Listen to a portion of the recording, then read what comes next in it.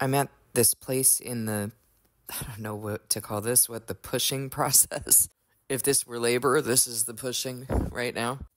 But I'm at this place where at one moment, I'm questioning everything that I have believed. I'm questioning my sanity. Then I'm going back to God and I'm asking Him, please confirm, please deal with me if I've understood incorrectly. If I've gone anywhere on my own authority or spoke in my own authority, please correct me.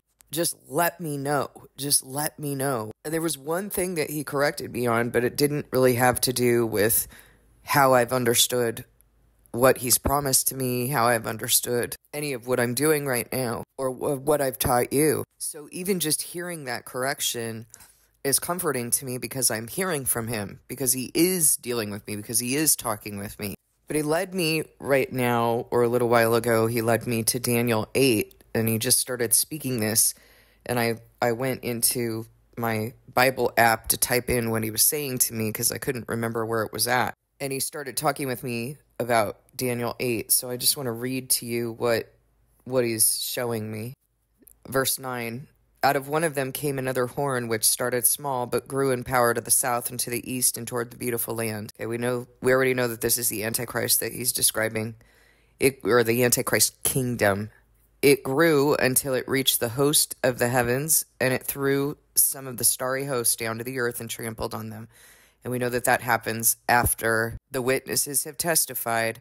Satan is thrown out of the heavenly realms and his angels with him. And those are the starry hosts that are thrown down to the earth. It set itself up to be as great as the commander of the army of the Lord. What's it? It is Satan. He's the Antichrist. Those who deny Christ are antichrists. By the way, some of them actually proclaim Christ with their mouth. They talk about Him. They talk about Jesus this and Jesus that, but they deny Him. They have the appearance of godliness, but they deny His power. They are denying Christ. They are in that beast system, that beast kingdom of counterfeit Christianity. They are antichrists. They are in a kingdom in which they call themselves... I mean, you have to understand, it set itself up to be as great as the commander of the army of the Lord. Who's the commander of the army of the Lord, by the way? That would be Jesus Christ. So this Antichrist is setting itself up to be as great as Jesus Christ, even claiming to believe in Jesus Christ. When Jesus came here, He was rebuking those who claimed to be in God, claimed to be Abraham's children, claimed to be children of God. That's who He was rebuking. And in fact, even in that context that they said that, He said, you are children of the devil. You are not children of God. You are not children of Abraham. You are children of the devil, and you are fulfilling his agenda. So Satan, the Antichrist, set itself up to be as great as the commander of the army of the Lord. And it does this through that Antichrist kingdom, those antichrists that are of that kingdom of papal Rome and the prostitutes that bore out of her, counterfeit Christianity. It took away the daily sacrifice from the Lord, and His sanctuary was thrown down. It took away the daily sacrifice from the Lord, and His sanctuary was thrown down. Does He have sacrifices anymore? Not animal sacrifices, but we are sacrifices. The witnesses are the daily sacrifice. They are testifying right now for 1,260 days, and you see exactly when this happens. Satan Satan is thrown out of heaven and his angels with him, so those stars fall down. You see the star falling down, that is Satan, in Revelation 9, and you also see this in Revelation 12 being described, that after the testimony of the witnesses, Satan has lost his place in heaven, and so he is thrown down and his angels with him. That's what's being described here. And so when that happens, he then is angry and he overpowers and kills the witnesses. The sanctuary and the daily sacrifice. The temple is us. The sacrifice is us. So they are the sacrifice in the temple at that time. The temple is thrown down. The daily sacrifice is abolished. Because of rebellion, the Lord's people and the daily sacrifice were given over to it. That's a weird way to say that animal sacrifices are being given over to it. I mean, that doesn't really make sense why the word would be speaking in that particular way, does it? And it doesn't make sense why God would have people in his church sacrificing again at this point in history when his son is the once and for all sacrifice. Why would he do that? Makes no sense. He's talking about the multitude in white robes and the daily sacrifice, which is the witnesses. And so they are given over to this Antichrist kingdom. It's going to happen in less than 2 years. And this is what God's pressing on me, is everything I've told you is correct. Everything that I have told you is true. It is correct. I've proven it to you over and over and over. Every time you've asked me to confirm, I have confirmed. I am going to fulfill everything I have told you. You must stand in faith.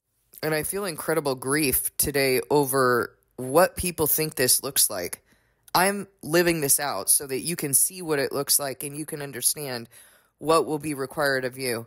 I am in such grief over what wicked people who will not listen to what I say, they will not look at what I'm doing, and they will not ask God if what I'm saying is true. I'm so grieved about it. What I'm telling you is true, and when God fulfills this, hopefully you're going to know that this is true, that what I'm saying is coming from him.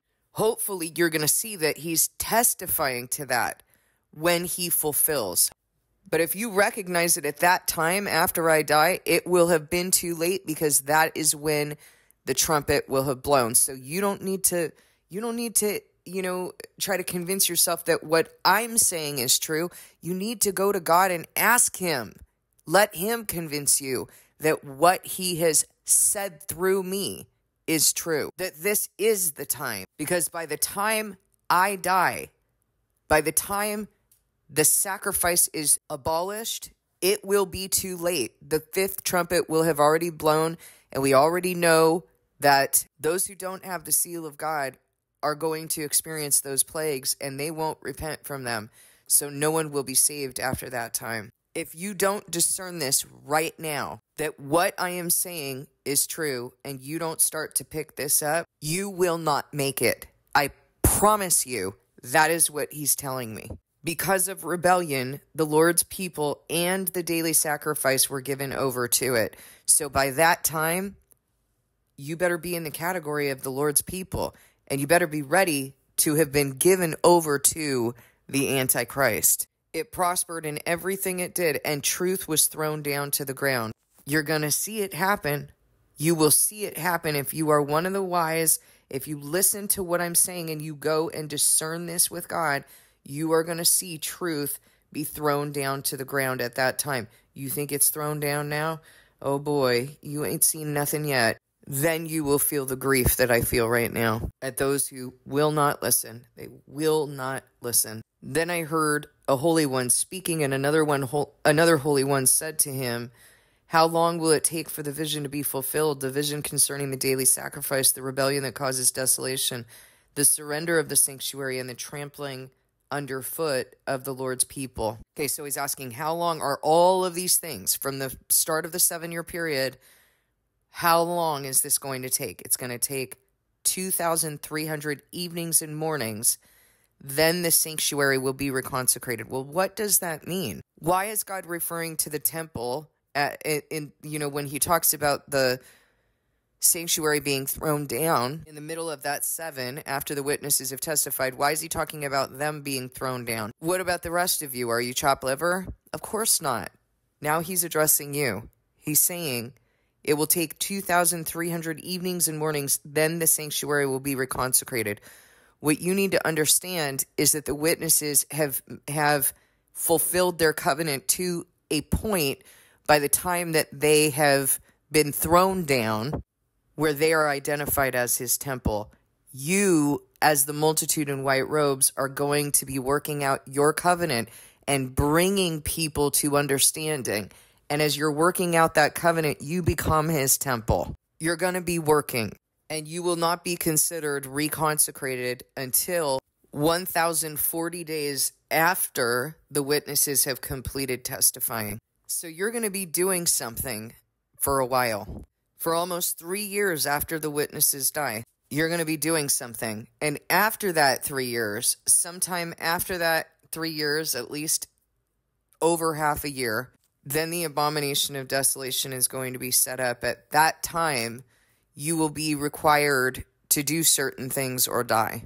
Doesn't necessarily mean that the abomination of desolation is going to be a statue. It could be a number of laws that go into, things that go into stipulations that go into legislation.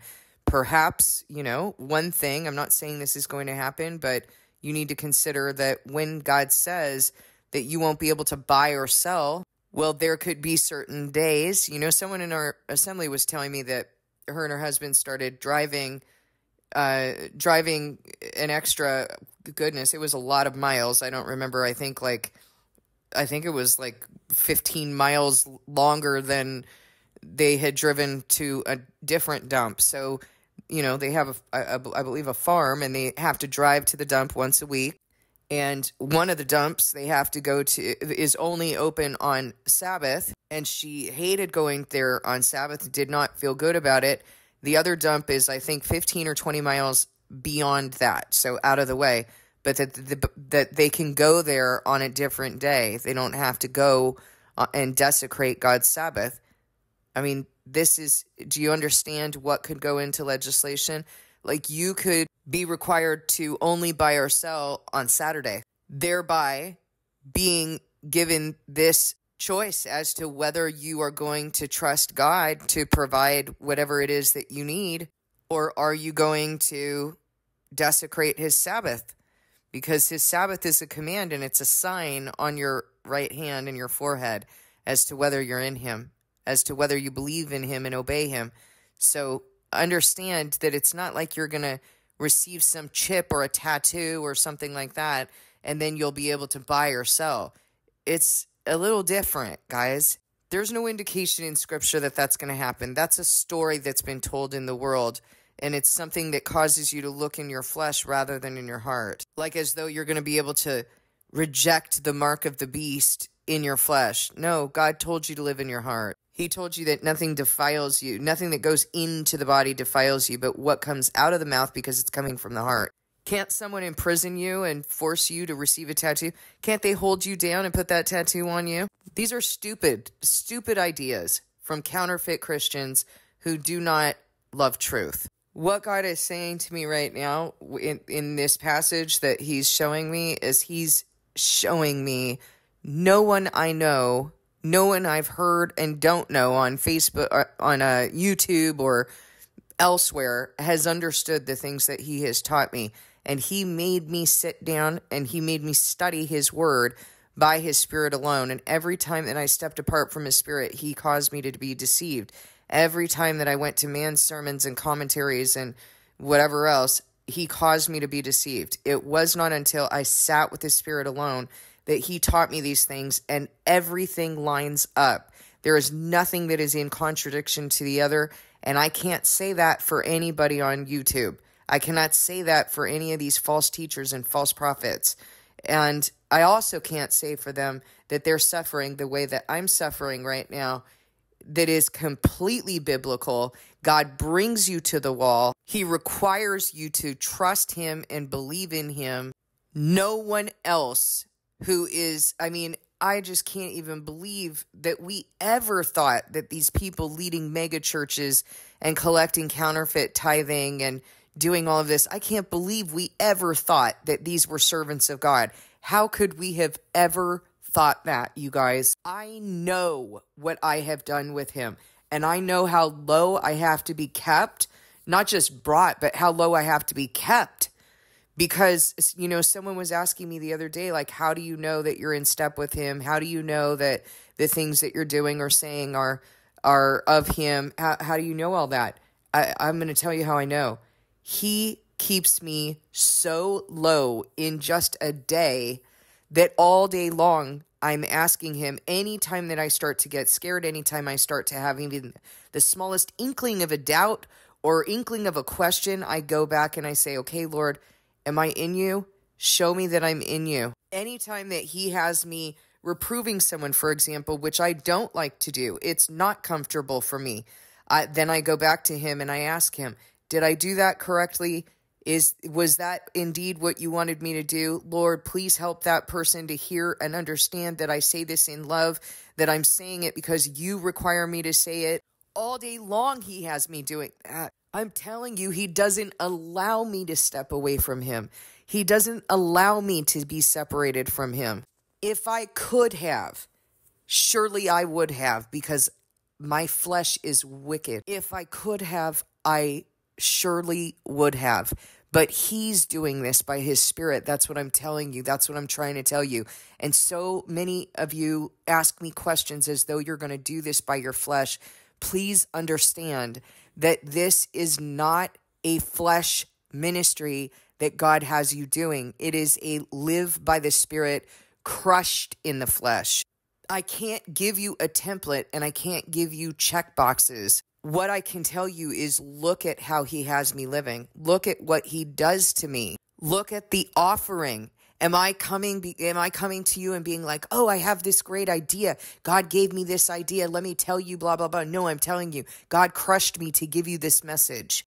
Am I telling you, oh, I get to just go and like take what God gives me and do whatever I want with it and make my own decisions? No, I tell you, I made a unilateral decision and God is bringing me down, man. Those of you who were on the channel at the time, do you remember when I chose that contractor, when I made a unilateral decision to choose a contractor to put in my fence? Do you remember how that ended? That guy pointed a sawzall at me? God is not messing around with me. He does not mess around with his servants. Do you remember that he told Moses, because you did this, you will not, after all this that I have broken you to do, you won't be the one to bring the Israelites into the promised land. He's not messing around with his servants. These things have to take place in a particular way. He has to bring us into a particular position, and we don't have the ability to do it. He does it by his Spirit. I didn't have the ability to bring myself into the position I'm in right now. Your covenant is submission, obedience, and reliance. That's what I tell you all the time. So if you ask me again, well, how do I do this? That's how I'm going to respond to you. Submission, obedience, and reliance. If you ask me again, well, how do I serve him? And how do I know what he wants me to do? And how do I fulfill this ministry? Submission, obedience, and reliance. That's your role. God is not going to do it by your might or your power. He's going to do it by his Spirit. So don't overfunction. Don't try to pick this up. Don't make unilateral decisions. Your role is submission, obedience, and reliance. What do you see me doing? Submitting to his will, submitting to what he says, how he says he's going to use me, what he tells me I've been set apart for, and he reveals it along the way, guys. He reveals it day by day to me, submitting to what he wants, to how he is molding me today. Reliance, I'm trusting him and the things that he has promised. I'm trusting him to take care of me. I'm not going back and saying, well, Lord, you haven't paid my bills. I got to go back to psychology. That's the thing that I know. That's my trade. I have to somehow go back to the world and everything that you pulled me out of in order to survive. That's a lie. I have to rely on him to care for me. If I'm in his house, if I'm his priest, I have to rely on him. He's the one who's going to tell me if there's anything I need to do. And obedience. If I don't obey his laws, I cannot be in him. There are people, one recently, who we confronted and said, listen, if you're not even obeying his basic laws, like if you don't even go to Sabbath assembly, you don't even assemble with the body, and you keep working on Sabbath, you're not even obeying the basics of what God requires of you. That should be a basic. And so how can anyone say this person has a heart for God and really wants him?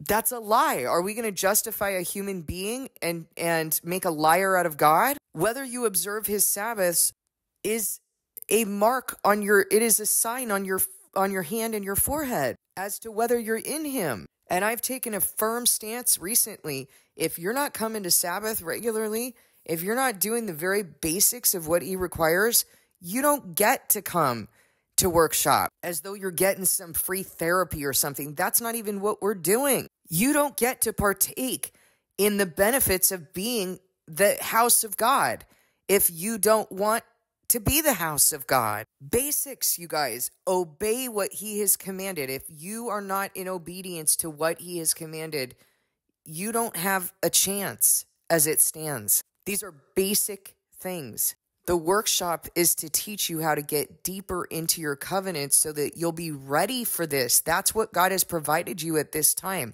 because these things that I have taught you are true. They are true. What is happening right now, what I have been set apart to do with you, in a million years, I would not have chosen to live like this, okay? And yet I wouldn't give it up for anything. But I'm telling you right now, this is what God has done. This is his truth. This is what is happening right now at this point in history. You are being given a last opportunity to return to him before the Antichrist rises, because after the Antichrist rises, will have been too late. I'm telling you, he is not messing around. And when he sends his witnesses, his prophets, to warn you one last time and you don't listen, there is no chance for you. There just isn't. And it's not because I say so. It's because the word says so. No one repents after the witnesses die. Now go take this to him and ask him if that's true. I've shown you in his word, no one repents. Revelation 9, no one repents after those plagues of the fifth and sixth trumpet, or trumpets. So I've shown you in his word. Now go confirm with his spirit that what I'm saying is true, that these are the times. But I'm telling you right now, those of you on the channel, you listen to my videos. I know, because some of you, post your comments, post your hearts. Where are you? Sabbath assembly is a command. You're listening to my videos and going to a counterfeit church. What's the matter with you? We have Sabbath assembly online where we worship in the spirit and in truth the way God has commanded. If you're coming to get fed on this YouTube channel, but you continue to go to a counterfeit church, it's because you're not getting fed there. It's because you're not receiving the truth. But you cannot delude yourself into thinking that you are, you just listen to my channel and go to that counterfeit church, or maybe you pulled yourself out of counterfeit churches, but you're listening to my channel and you're not even doing a basic thing such as observing God's Sabbath the way he has commanded you. You are to assemble, and not just with anyone. You are to assemble with other believers who worship him in the spirit and in truth. You are to assemble with good order in worship, in which each person is bringing a hymn, not just a hymn you found on YouTube, by the way.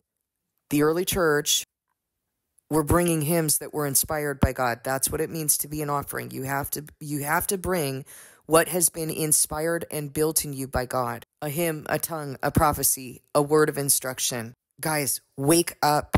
Wake up. You have to be an offering. You cannot be in God's house if you don't have a role. And you can't serve in God's house if your own house is not in order. And your house won't be in order unless your individual house is in order.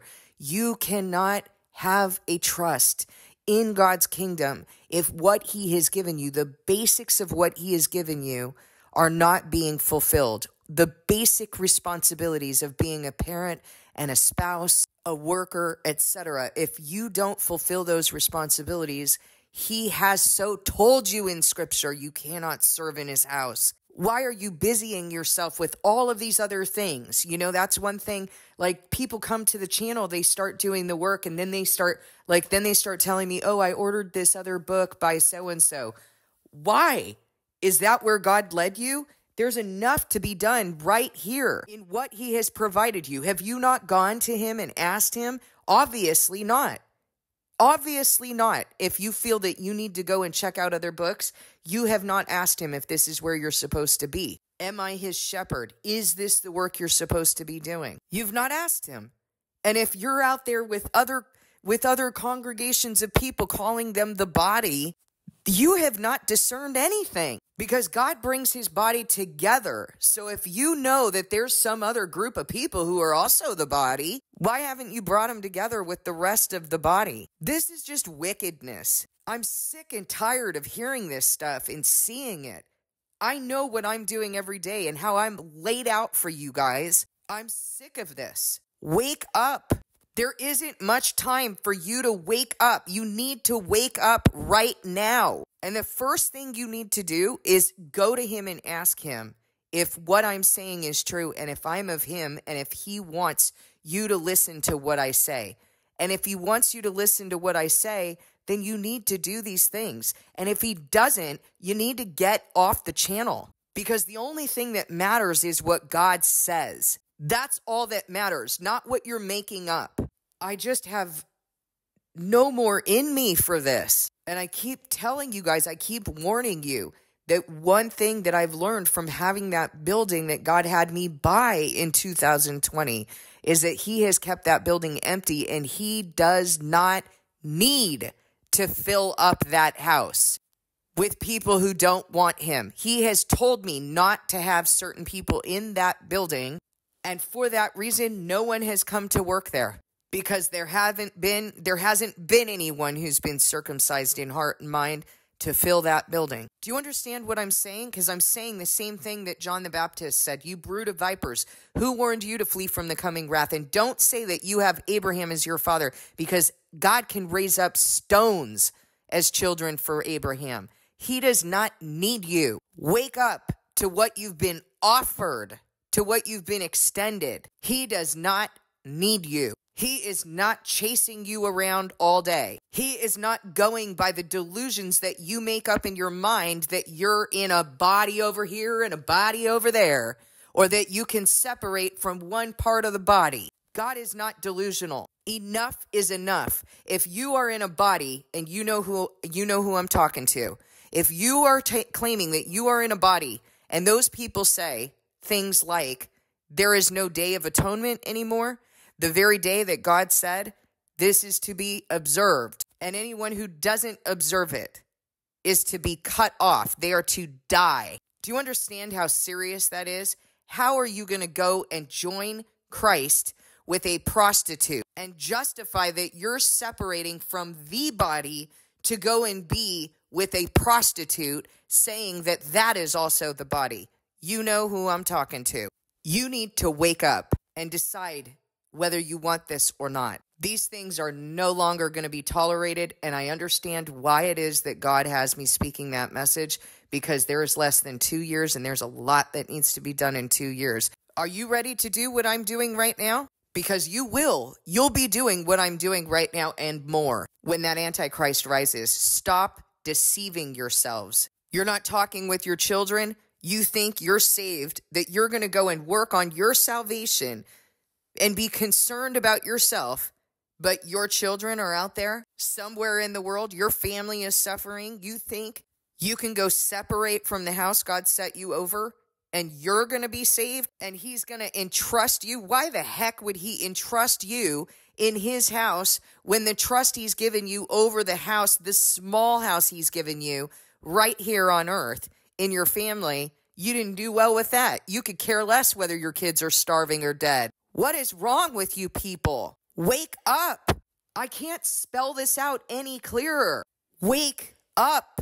There is no salvation for people who don't care about their own flesh and blood. There is no salvation for those who don't provide for their own house. God says of those people that they are worse than unbelievers. Do you understand how serious that is? Or how do you compartmentalize that out of your brain and claim that you have a heart for God? How? How are there so many who are picking and choosing what they're going to do for God and convincing themselves, oh, I'm so Christian and I'm doing these things?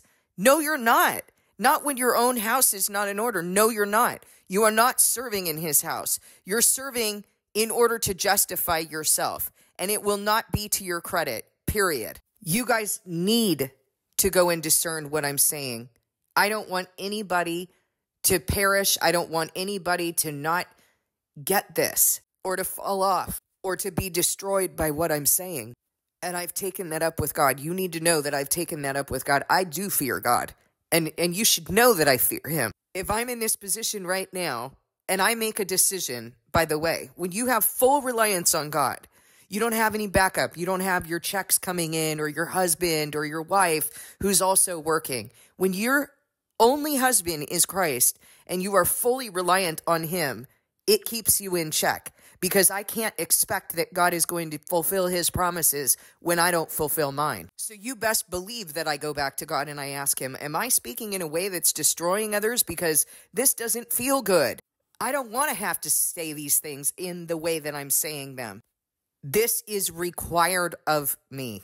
Yes, I have checked in with him. So if you feel condemned versus convicted, you had better return to him. Because I'm going to tell you right now, you feeling condemned is an indication that you are condemned. I don't have the ability to do that. If you feel condemned, it's because you are not connected with him. And if you feel convicted, you had better return to him because he is giving you an opportunity to do that, to be changed, to take a look at the things that I'm saying because you wouldn't listen to him. I don't want to have to do this. It is a burden to me to have to point things out to you guys that you should be hearing from God.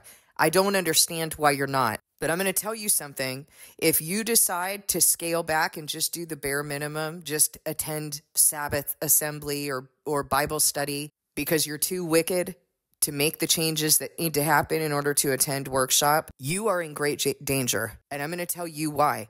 Because you claim that you have discerned that I'm from him, and you are making a decision to not do the things that he has told me to speak to you because you want to continue living the way that you're living. You want to continue to justify yourself. You'd better make a decision. Stop living like you guys have a guarantee. You don't have a guarantee. The word says you have to endure till the end.